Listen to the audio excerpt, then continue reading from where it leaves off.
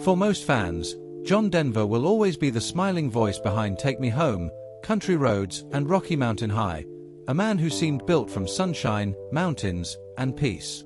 Born Henry John Deutschendorf Jr. in 1943, he grew up constantly moving in a strict military household, and that restless childhood planted two things deep inside him: a hunger for freedom and a lifelong obsession with wide-open landscapes.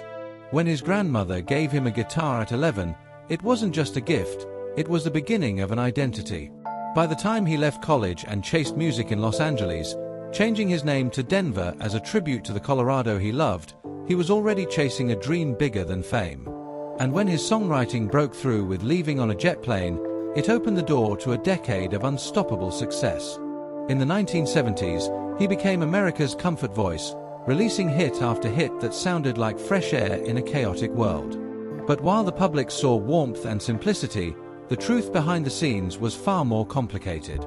Denver wasn't just a performer, he was an activist, a passionate defender of nature, a man who testified before Congress against censorship, supported NASA, and tried to use his fame for something meaningful. Yet his personal life quietly fractured.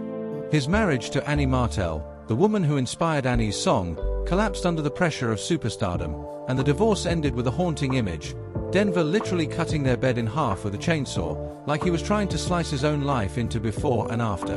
A second marriage followed, another painful ending, and by the 1990s the cracks were no longer just private, they were part of who he had become. And then came October 12, 1997, the day the mystery began.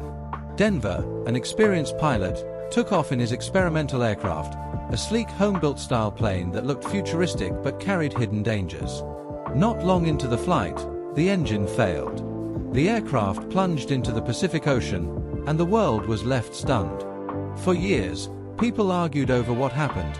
Was it mechanical failure, bad luck, sabotage, or something darker? But the truth that emerged was brutally simple and deeply unsettling. The crash wasn't some unavoidable tragedy. Investigators concluded the plane's fuel selector system was positioned in a way that made it dangerously difficult to reach and operate mid-flight. During the flight, the valve was set incorrectly, causing fuel starvation, cutting the engine, and leaving Denver with no real chance to recover. Even worse, reports revealed he had raised concerns about the aircraft before, meaning the danger may have been known, ignored, or underestimated. The John Denver mystery wasn't solved by uncovering a grand conspiracy, it was solved by realizing the nightmare was preventable. A flawed aircraft design, poor safety planning, and one fatal moment of cockpit confusion collided, and the man who sang about coming home never made it back. And that's the part fans struggle with most. John Denver didn't die in some poetic accident of fate. He died because something wasn't right, and nobody stopped it in time.